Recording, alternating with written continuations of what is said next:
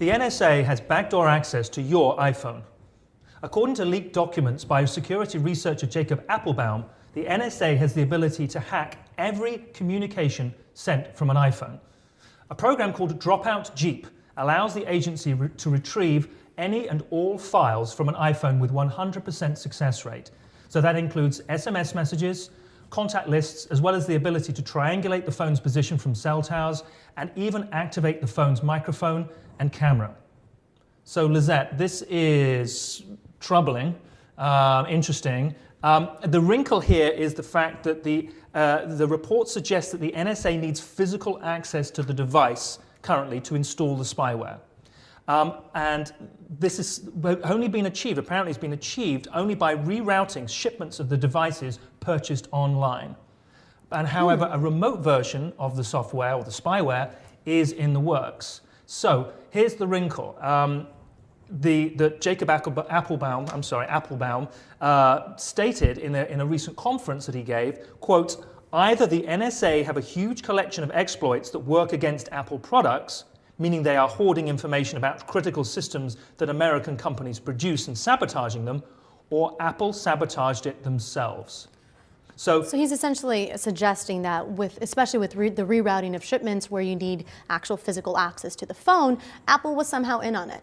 So there's one of two things. It's either that they rerouted the phones and installed the spyware and they have access, they have somehow access to proprietary information, or that there was, and installed this software onto the phones, which means that Apple's security system is somehow being independently compromised, or there was collusion with Apple.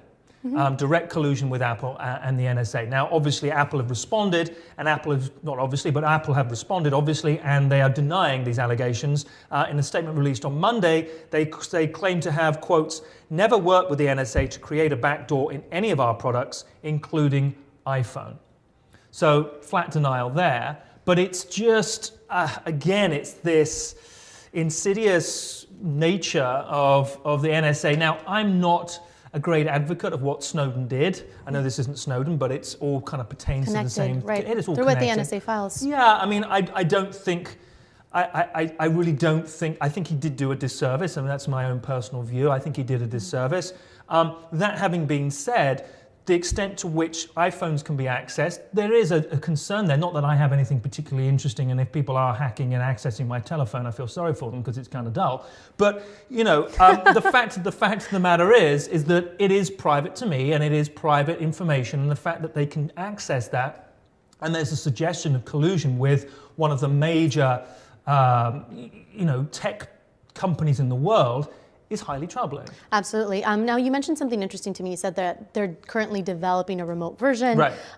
But there's also another version of it that needs to be physically implanted. Well, the current version of the spyware needs to be physically installed. Right. So my question is, if it needs to be physically installed, how can I detect whether my phone has it, or what can I as a consumer do to check it? Is there something I can do about it? I don't know. I mean, in terms of consumer awareness, I honestly don't know. And do we know, is there any indication of how many phones were sort of rerouted? At this point, no, there's because just no again, information. there's no information. As I said, the implication here, or the statement has been that it was phones that were purchased online and were somehow rerouted to, I guess, another distribution center where the software was installed and then sent on to the end user. I mean, it's pretty dark stuff. Yeah.